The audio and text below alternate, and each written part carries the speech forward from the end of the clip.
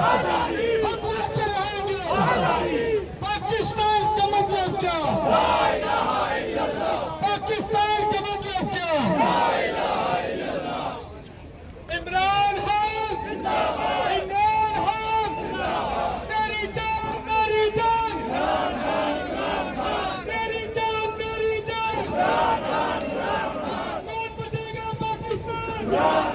خون کے قطرے تک ہم اپنے لیڈر کے ساتھ کھڑے ہیں۔ جس طرح سے پاکستان کے اندر پاکستان تحریک انصاف کے ہزاروں کارکنان کو پابند سلاسل کیا گیا ہے، جس طرح سے ان کے جان و مال اس پی ڈی ایم ٹولے سے محفوظ نہیں ہے، جس طرح سے پاکستان کے اندر آئین کو پامال کیا جا رہا ہے، جس طرح سے پاکستان کے اندر اظہار رائے کی آزادی کو دبانے کی کوشش کی جا رہی ہے، آج ہم سب اپنے ان بھائیوں سے یہاں پر اظہار یکجہتی کے لیے اکٹھے ہوئے ہیں، اور انشاءاللہ تعالی ہم وہ آخری لوگ ہوں گے جو کہ عمران خان کے ساتھ کھڑے ہوں گے، کیونکہ عمران خان ہمارے لیے، پاکستان کے لیے، ہمارے بچوں کے لیے کوشش کر رہا ہے۔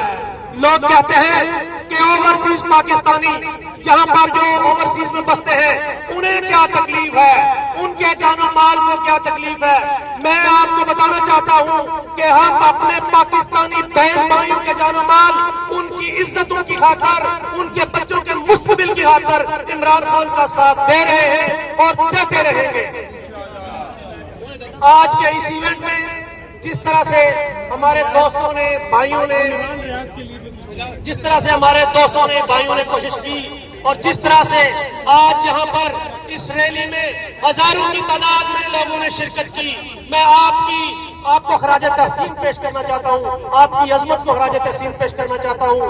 یہ ملک جہاں پر ہم رہتے ہیں، جہاں پر جمہوریت ہے، پاکستان کے اندر جمہوریت نہیں ہے، نام کی جمہوریت ہے، مگر 80 والا وزیر اعظم ہے اور 150 والا جو ہے، جس نے پاکستان کے اندر تعلیمی ادارے بنائے، جس نے پاکستان کے اندر پاکستانیوں کے لیے سوچا، عام آدمی کے لیے سوچا کہ عام آدمی بھوکا نہ سوئے، عام آدمی جو ہے، غریب آدمی جو ہے، اس کے سر پہ چھت ہو، اس پر 180 مقدمات بنائے گئے، جن میں دہشت گردی کے مقدمات، جس میں غداری کے مقدمات، جس کے اندر جلال گراں کے مقدمات قائم کیے گئے۔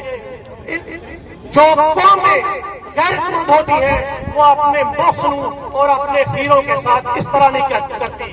ہم اپنے ہیروں کے ساتھ کھڑے تھے، ہم اپنے ہیروں کے ساتھ کھڑے ہیں، ہم اپنے محسن عمران خان کے ساتھ کھڑے تھے، ہم عمران خان کے ساتھ کھڑے ہیں اور کھڑے رہیں گے، انشاءاللہ تعالیٰ کھڑے رہیں گے۔ آپ تمام حضرات کا بہت شکریہ جو ہمیں پر تشریف لائے ہیں۔ پاکستان میں جس طرح سے بولنے والے صحافیوں کو، جن کے ملینز کے حساب سے ویورز ہیں، جس طرح سے 2 مہینے سے عمران ریاض کو جرمال بنایا گیا ہے، عدالتوں کے کہنے پر بھی ان کو پیش نہیں کیے گا، اس کی بھی ہم بھرپور مذمت کرتے ہیں۔ عمران ریاض کو رہا کیا جانا چاہیے۔